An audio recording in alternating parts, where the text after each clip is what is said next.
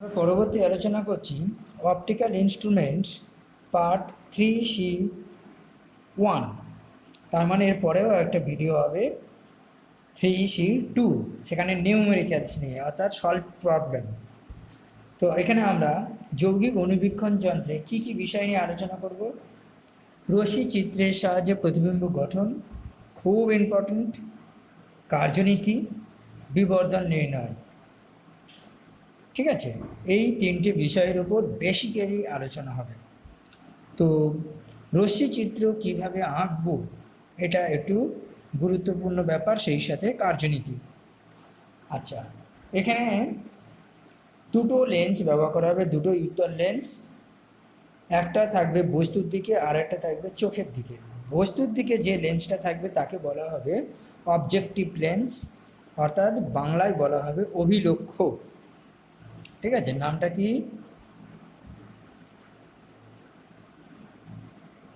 অভিলক্ষ্য অর্থাৎ অবজেক্টিভ। আর এখানে যে লেন্সটা থাকবে চোখের দিকে তার নাম হচ্ছে অভিনেত্র, ইংরেজিতে বলা হবে আই পিস। ঠিক আছে, এখানে মূল কথা যেটা তোমাদেরকে মাথায় রাখতে হবে, অভিলক্ষের যেটা ফোকাস দৈর্ঘ্য F0 লেখা হবে আর অভিনেত্রের ফোকাস দৈর্ঘ্য AP লেখা হবে। খুব ভালো করে মাথায় রাখো, AP গ্রেটার দ্যান FO, অর্থাৎ অভিনেত্রের ফোকাস দৈর্ঘ্য অভিলক্ষের ফোকাসের থেকে কিছু হলেও বেশি। এটা প্রথম কথা। আর লেন্স দুটো সমাক্ষভাবে অর্থাৎ একই অক্ষের উপর ঠিকভাবে রাখতে হবে। আচ্ছা, মূল কথা হচ্ছে যে এইটা একটা ছোটো মতো লেন্স আঁকলাম আমি এখানে, দেড় আর এটা দেড়, অর্থাৎ এই দুটো পয়েন্ট, এটা যদি মাঝখানে বিন্দু ও ধরি তাহলে এটা 0 হলে এটা দেড় আর এটা হলে 3, এইভাবে মাপ নিলাম যাতে আঁকতে সুবিধা হয়। এর ঠিক বাইরে, যেহেতু এটা হচ্ছে ফোকাস বিন্দু, প্রথম লেন্সের ফোকাস বিন্দু, এটাও প্রথম লেন্সের ফোকাস বিন্দু। ওকে, এই ফোকাস বিন্দুর কিছুটা বাইরে একটা বস্তু নিলাম যার নাম হচ্ছে PQ বস্তু। ঠিক আছে, এই PQ বস্তুটা নিলাম। প্রথমে P থেকে একটা রশ্মি এই লেন্সের সমান্তরালে আসবে।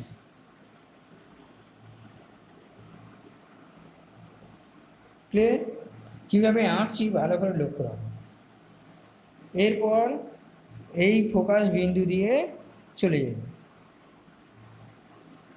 সোজা এই পর্যন্ত চলে এলো, কারণ এটা হচ্ছে আইপিসের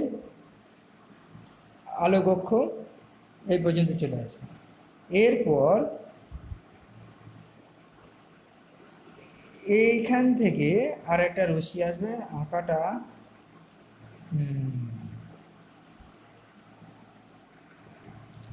একটু আঁকতে অসুবিধার জন্য আমি একটু দূরে সরিয়ে দিলাম, যাতে এই আইপিসের আগেই যেন প্রতিবিম্বটা সৃষ্টি হয়। একটু প্র্যাকটিস করে নেবে। এইখান থেকে আমি আনছি, দেখো এখানে প্রতিবিম্বটা সৃষ্টি হবে। মনে করো আইপিস নেই, এটা চাপা দাও, এটা নেই, তাহলে কি হবে?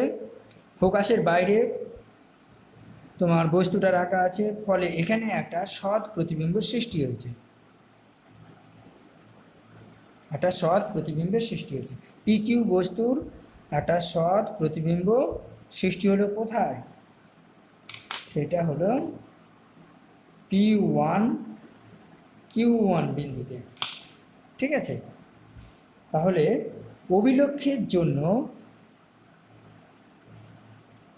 একটা সৎ, অবশিষ্ট এবং বস্তুর থেকে বড় আকারে অর্থাৎ বিবর্তিত প্রতিবিম্বের সৃষ্টি হলো। এটা হচ্ছে প্রথম কথা, ঠিক আছে। আর বস্তুটাকে রাখতে হবে অভিলক্ষ্য লেন্সের প্রথম ফোকাসের থেকে একটু দূরে।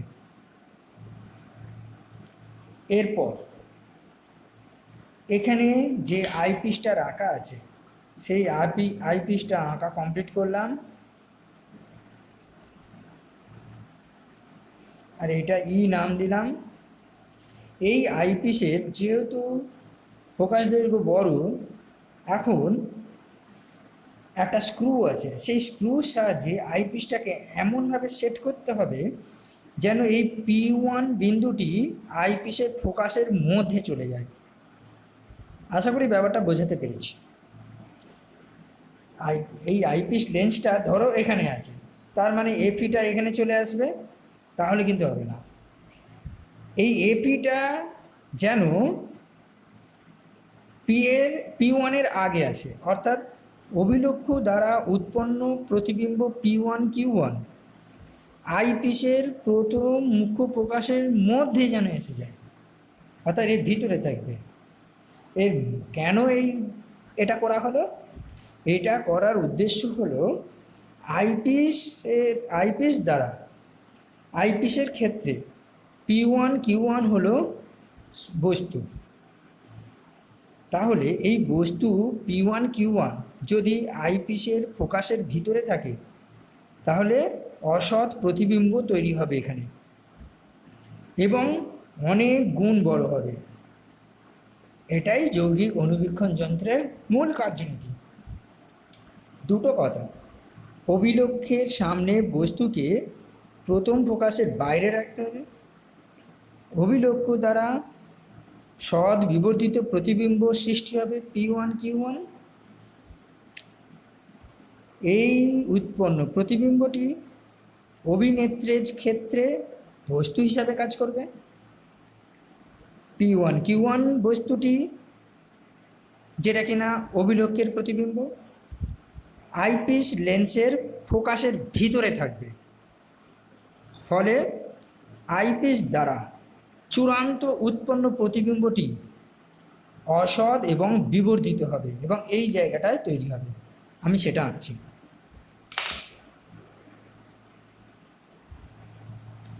এইটা আঁকার টেকনিকটা এখানে আমি আগে প্রতিবিম্বটা এঁকে নেব, সেই মতো আমি করব, কারণ আমার এখানে জায়গা নেই। তো আমি মনে করো এই জায়গাটা আমি প্রতিবিম্বটা তৈরি করলাম।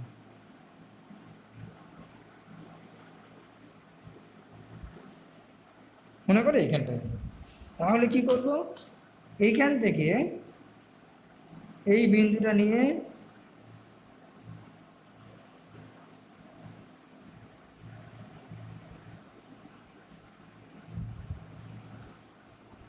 আর এইটা নিয়ে এই পয়েন্টে জুড়ে দেব।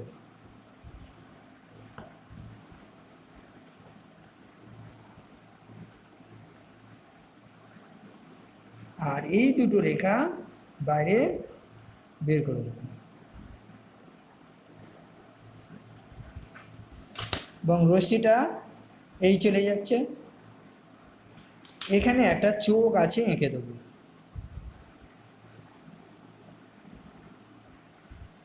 যেহেতু আইপিসের কাছে চোখ থাকে সেই জন্য এখানে একটা চোখ আঁকলাম।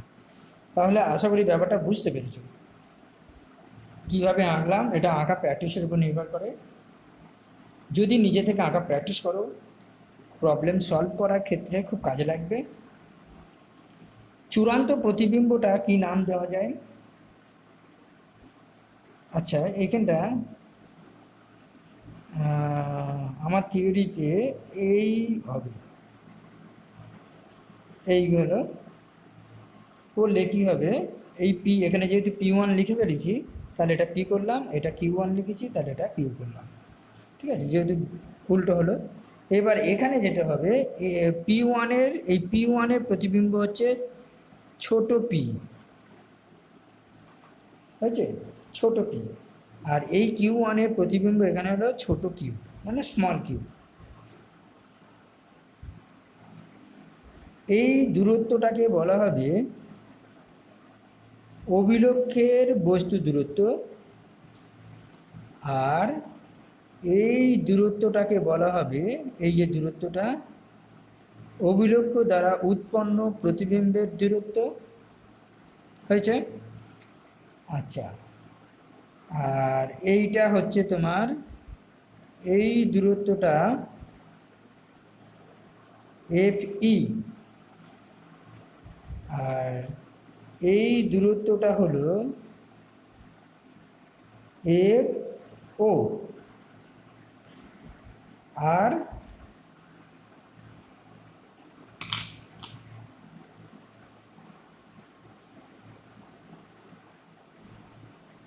এই দূরত্বটা অনুবীক্ষণ যন্ত্রের মোট দৈর্ঘ্য, অনুবীক্ষণ যন্ত্রের মোট দৈর্ঘ্য। আচ্ছা, আরও আছে, এই দূরত্বটা ইউই মানে আইপিসের ক্ষেত্রে বস্তু দূরত্ব। দেখো আঁকাটা কিন্তু জটিল হয়ে গেল, ঠিক আছে, মানে সব কিছু পুট করে দিলাম, কারণ আমি এটা করলাম অঙ্কে লাগবে, কারণ এই প্রতিটি দূরত্ব সম্বন্ধে একটু ভালো আইডিয়া থাকতে হবে। এটা হচ্ছে অভিলক্ষের জন্য বস্তু দূরত্ব, অভিলক্ষের জন্য প্রতিবিম্ব দূরত্ব, এই এই পর্যন্ত বুঝতেই পারছো। আঁকাটা একটু বড় করে আঁকলে ভালো হয়। আচ্ছা, এটা গেল অভিলক্ষের ক্ষেত্রে, এটা হচ্ছে এফ ও। এবার আইপিসের জন্য বস্তু দূরত্ব ইউই, প্রতিবিম্ব দূরত্ব মানে এখান থেকে এই পর্যন্ত ক্যাপিটাল ডি। থিওরিতে বলা হচ্ছে স্পষ্ট দর্শন ও ন্যূনতম দূরত্বে তৈরি হবে, এমনভাবে এটাকে সেট করতে হবে। তাহলে এটা হচ্ছে ডি, চূড়ান্ত প্রতিবিম্ব v dash equal to D, আর বস্তু দূরত্ব ইউই, আর আইপিসের ফোকাস দূরত্ব হচ্ছে এফই, ওকে, আর f e greater than f zero, এবং দুটো লেন্সের মধ্যবর্তী দূরত্ব হচ্ছে এল, অর্থাৎ অনুবীক্ষণ যন্ত্রের নলের দৈর্ঘ্য। এই নলের দৈর্ঘ্যটা তোমরা ছবি দেখে বলো তো কী হবে, গেজ করো। ঠিক বলেছ, এটা হচ্ছে ভি জিরো আর এই হচ্ছে ইউই, তাহলে V zero plus UE. Problem solve করতে গেলে এই টার্মগুলো ভালো করে মাথায় রাখতে হবে, হয়েছে। এবারে আমরা, এটাতে গেল রশ্মি চিত্র আঁকা কমপ্লিট হলো। এবারে আমরা যেটা করব সেটা হচ্ছে কার্যনীতি, সেটা আমরা লিখে লিখে করব। তোমরা এই ছবিটা সুন্দর করে খাতায় লিখে নাও, এঁকে নাও, কারণ এই খাতাতেই তো হবে, যাতে তোমরা বুঝতে পারো। এবার আমরা শুরু করছি কার্যনীতিটা কিভাবে লিখব।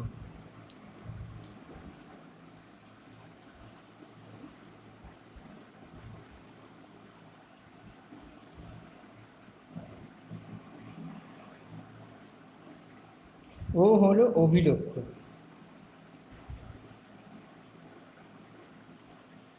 লেন্স, এফ জিরো হচ্ছে অভিলক্ষ লেন্সের ফোকাস দূরত্ব, এটা লিখলাম। ই হলো অভিনেত্র লেন্স, আর এফই হলো অভিনেত্র লেন্সের ফোকাস দূরত্ব। অভিলক্ষের ফোকাস এখানে দেখো, অভিলক্ষের ফোকাস এর সামান্য দূরে পি কিউ বস্তু রাখলে ভি জিরো দূরত্বে একটা সদ, অবশিষ্ট ও বিবর্ধিত পি ওয়ান কিউ ওয়ান প্রতিবিম্ব গঠিত হয়। যেটা আগে বলেছি সেটাই বললাম, এটা নোট করব, যা বললাম সেটি নোট করলাম। এরপর অভিনেত্র, এই যে অভিনেত্র লেন্স, অভিনেত্র লেন্সকে এমন অবস্থানে রাখতে হবে, একটা স্ক্রু আছে, স্ক্রুর সাহায্যে একবার সামনে একবার পিছনে, এইভাবে সামনে পিছনে করতে করতে এমন অবস্থানে রাখতে হবে যাতে পি ওয়ান কিউ ওয়ান প্রতিবিম্বটি অভিনেত্রের ফোকাস অর্থাৎ মুখ্য ফোকাস এফই এর মধ্যে চলে আসে, ঠিক আছে। এই বিষয়টা এখানে নোট করব, তা নোট করলাম। প্রথম মুখ্য ফোকাস অর্থাৎ এফই এর মধ্যে চলে আসছে। আচ্ছা, এটা গেল মূল কথা। আমাদের যেটা এরপর নোট করব ফোকাসিং। ফোকাসিংটা কি? লেন্স দুটির দূরত্ব, এই যে দুটো লেন্স এর দূরত্ব এমনভাবে রাখতে হবে যাতে, এমন পজিশানে রাখতে হবে, ঘুরিয়ে ফিরিয়ে সামনে আগু পিছু করে এমন জায়গায়, এইটাকে এটা তো ফিক্সড, এইটাকে স্ক্রু দিয়ে ঘুরিয়ে এমনভাবে রাখতে হবে যাতে এই চূড়ান্ত যে প্রতিবিম্বটা সৃষ্টি হয়েছে, চূড়ান্ত প্রতিবিম্বটা স্পষ্ট দর্শনের ন্যূনতম দূরত্ব সৃষ্টি হয়। ঠিক আছে, অর্থাৎ ভি ড্যাশ চূড়ান্ত প্রতিবিম্ব হবে ডি। ডি মানে স্পষ্ট দর্শনের ন্যূনতম দূরত্ব, আর সুস্থ চোখের ক্ষেত্রে সেটা 25 সেন্টিমিটার। ক্লিয়ার? এটা নোট করব, এটা ফোকাসিং। ওটি নোট করলাম। তাহলে এল ইকুয়াল টু লেন্স দুটির মধ্যবর্তী দূরত্ব, আর ডি হচ্ছে অভিনেত্র থেকে, ডি হবে অভিনেত্র থেকে চূড়ান্ত প্রতিবিম্বের দূরত্ব, আর এল হচ্ছে লেন্স দুটির দূরত্ব। এবার আলোচনা করব বিবর্ধন নির্ণয়। ঠিক আছে, M0 বা MO বলা হচ্ছে অভিলক্ষ্য লেন্সের ক্ষেত্রে বিবর্ধন, ME অভিনেত্রীর ক্ষেত্রে বিবর্ধন ধরে নেওয়া হচ্ছে। তাহলে চূড়ান্ত প্রতিবিম্বের বিবর্ধন কি হবে? দুটো লেন্সের ক্ষেত্রে বিবর্ধনের গুণফল, অর্থাৎ M ইকুয়াল টু MO গুণ ME। ঠিক আছে, তাহলে M ইকুয়াল টু, আচ্ছা MO মানে কি? অভিলক্ষীর জন্য, অর্থাৎ প্রতিবিম্ব দূরত্ব বাই বস্তুর দূরত্ব। হ্যাঁ, আমরা এই যে ছবি দেখে দেখো, এইটা হচ্ছে VO আর এটা হচ্ছে UO। আমি এটা সুবিধার জন্য V0 এবং U0 নাম দিচ্ছি আমার বলার সুবিধার জন্য, তোমরাও তাই বলবে। তো এটা V0 বাই U0, এটা হচ্ছে M0 বিবর্ধনের। আরেকটা হচ্ছে ME অভিনেত্র। এই অভিনেত্রের জন্য আমি আগের ভিডিওতে বলেছিলাম যে সরল অনুবীক্ষণ যন্ত্রের ক্ষেত্রে, সরল অনুবীক্ষণ যন্ত্রের ক্ষেত্রে যে স্পেশাল কেস নাম্বার 1 স্টার দেওয়া হচ্ছে 2 নম্বর equation M equal to D/A+1, এইটা কার্যকরী, এটা লাগবে, এইটাই ডাইরেক্ট আমরা বসাবো। কারণ এক্ষেত্রে যে ছবিটা হয়েছে স্পষ্ট দর্শনের ন্যূনতম দূরত্বে প্রতিবিম্ব সৃষ্টি হয়েছে। আবার বলছি, স্পষ্ট দর্শনের ন্যূনতম দূরত্বে প্রতিবিম্ব সৃষ্টি হয়েছে, স্পেশাল কেস। তো এক্ষেত্রে আমাদেরও যৌগিক অনুবীক্ষণ যন্ত্রে যে অভিনেত্র দ্বারা এই বস্তুটির স্পষ্ট দর্শনের ন্যূনতম দূরত্বে প্রতিবিম্ব সৃষ্টি হয়েছে। আরও একটা বিষয় দেখার, যে এই বস্তুটা অর্থাৎ P1 Q1 আইপিসের ক্ষেত্রে ফোকাসের ভিতরে আছে, যেটা সরল অনুবীক্ষণ যন্ত্রে ফোকাসের ভিতরে ছিল। সুতরাং এই সরল অনুবীক্ষণ যন্ত্রের যে কেসটা, যে কার্যনীতির মূল ভিত্তি, সেটা যৌগিক অনুবীক্ষণ যন্ত্রের আইপিসের ক্ষেত্রে হুবহু এক।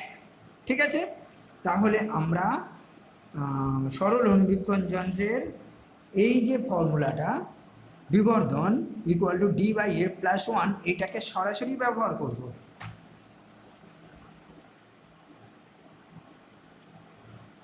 যেহেতু আইপিস তাই FE লিখব। ওকে, তো এইটা হলো যৌগিক অনুবীক্ষণ যন্ত্রে চূড়ান্ত প্রতিবিম্ব সৃষ্টির জন্য বিবর্ধন। ঠিক আছে, এইটার নাম দিলাম 1 নাম্বার সমীকরণ। এবারে V0 বা E0 অর্থাৎ অভিলক্ষের যে বিবর্ধন সেটা নির্ণয় করব। অভিলক্ষের জন্য 1/V - 1/U equal to 1/F, এই সূত্রে এটা V0, এটা U0 আর এটা F0, আর অভিলক্ষের জন্য এটা হচ্ছে মাইনাস। কারণ এখানে অভিলক্ষের সামনে, লেন্সের সামনে বস্তু অবস্থিত, তাই এটা মাইনাস হবে। তাহলে এটা ক্যালকুলেশন করে আমি এখান থেকে এম এর মান বের করব, হ্যাঁ, মানে M0 মানটা বের করব। কিভাবে করব না, উভয় পক্ষে এটা তো এই দাঁড়ালো, উভয় পক্ষে V0 দিয়ে গুণ করে দিলে, একটু জায়গা কমানোর জন্য এইভাবে করছি, তাহলে এইটার মান হয়ে গেল 1 প্লাস, আর এইটা হলো V0 by U0 equal two, এটা V0 বাই F0, তার মানে V0 by U0 equal to V0 by F0 minus 1, এই জিনিসটা পেলাম। ঠিক আছে, তো এই 1 নাম্বার সমীকরণে বসিয়ে দেবো। তাহলে 1 থেকে পেলাম M equal to V0 by F0 minus 1, আর এটা 1 প্লাস D বাই FE, এটা দাঁড়ালো। এটা আমরা নাম দিলাম 2 নম্বর সমীকরণ। আচ্ছা, এই পর্যন্ত মেন, অনেকগুলো দাগ দিয়ে দিলাম, এই পর্যন্তই হচ্ছে মেন। এরপর আমরা কিছু স্পেশাল কেস করব।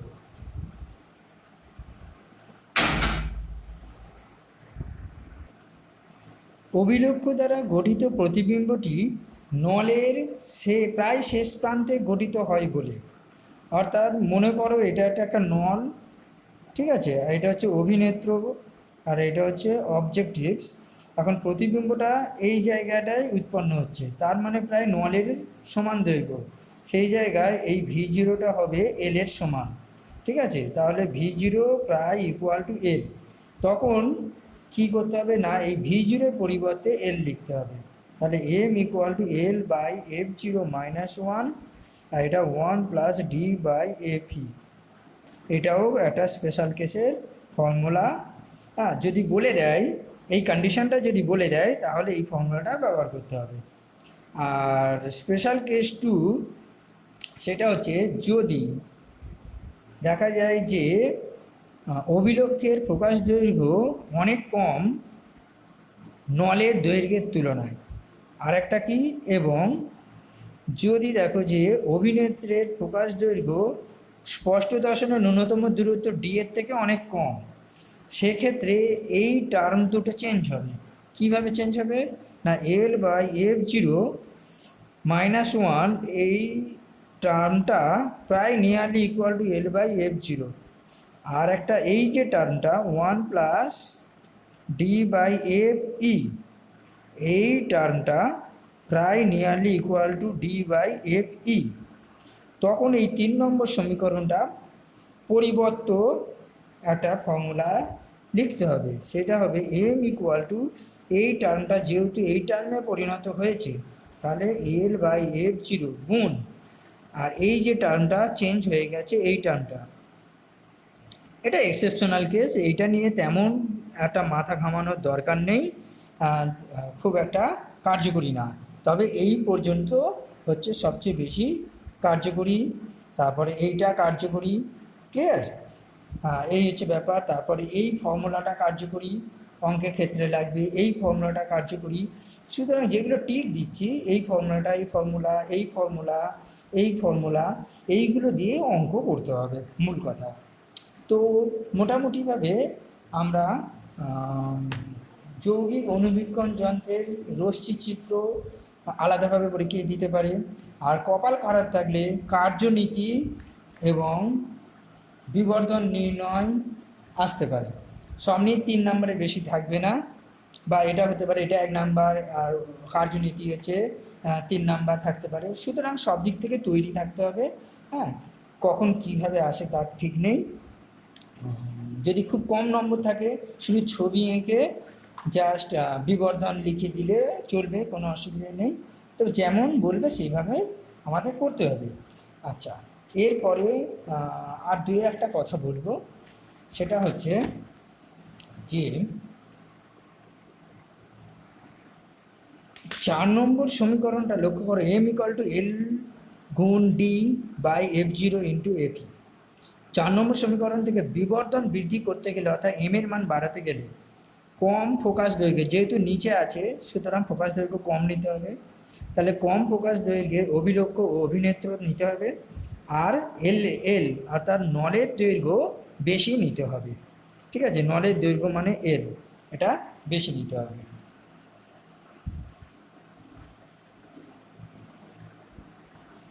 একটা আলোচনা করছি যে বিভিন্ন বিষয়ের উপর কার্যকারিতা, সেটা হচ্ছে যে আমরা এই যে ফর্মুলাটা দেখেছি M equal to L D by F zero F E, এটা আমরা দেখেছি বা জানি। ঠিক আছে, তাহলে আমরা বলতে পারি যে M varies as L B M varies as 1/f zero C M varies as 1/f E, অর্থাৎ এল বাড়লে এম বাড়বে, এফ জিরো কমলে এম বাড়বে, এফ ই কমলে এফ বাড়বে। ঠিক আছে, এটা এমন কিছু না, এটা আগেও বললাম। এটা হচ্ছে নলের দৈর্ঘ্য কীভাবে কম মানে পরিবর্তন হয়, এটা হচ্ছে অভিলক্ষের ফোকাস দৈর্ঘ্য, আর এটা হচ্ছে অভিনেত্রীর ফোকাস দৈর্ঘ্য। একটা প্রশ্ন, যৌগিক অণুবীক্ষণ যন্ত্রের নলের দৈর্ঘ্য যত খুশি বাড়ানো যায়? উত্তর না, কারণ সেক্ষেত্রে যন্ত্রের ব্যবহারের ক্ষেত্রে খুব অসুবিধা হয়, নাড়াচাড়া করতে অসুবিধা হয়। তো ব্যবহারের সুবিধার দিক থেকে দেখতে গেলে নলের দৈর্ঘ্য মোটামুটিভাবে 20 থেকে 25 সেন্টিমিটার রাখা হয়। ক্লিয়ার? আর একটা প্রশ্ন দিচ্ছি, যৌগিক অণুবীক্ষণ যন্ত্রে উৎপন্ন প্রতিবিম্বের বিবর্ধন কি খুব বেশি করা যায়? উত্তর না, খুব বেশি করা যায় না। বিবর্ধন মানে প্রতিবিম্বের বিবর্ধন খুব বেশি হলে কি অসুবিধে? বেশি হলে তার ঔজ্জ্বল্য কমে যায়। তাহলে 1 নম্বর হচ্ছে ঔজ্জ্বল্য কমে যায়। বাড়ালে, বেশি হলে, ঠিক আছে আমি শর্টে লিখছি, বেশি হলে বিবর্ধন যদি বেশি হয় তাহলে ঔজ্জ্বল্য কমে যায়। আর হচ্ছে কি তখন করতে হবে কি, ঔজ্জ্বল্য হয়তো বিবর্ধন হলো ঔজ্জ্বল্য কমবে, সেক্ষেত্রে কি করণীয়? সেক্ষেত্রে যে বস্তুটিকে আমরা দেখছি সেই বস্তুটাকে কৃত্রিমভাবে অন্য কোনো তীব্র আলো দ্বারা আলোকিত করতে হবে, তাহলে কি হবে? ঔজ্জ্বল্যটা বাড়বে। ক্লিয়ার?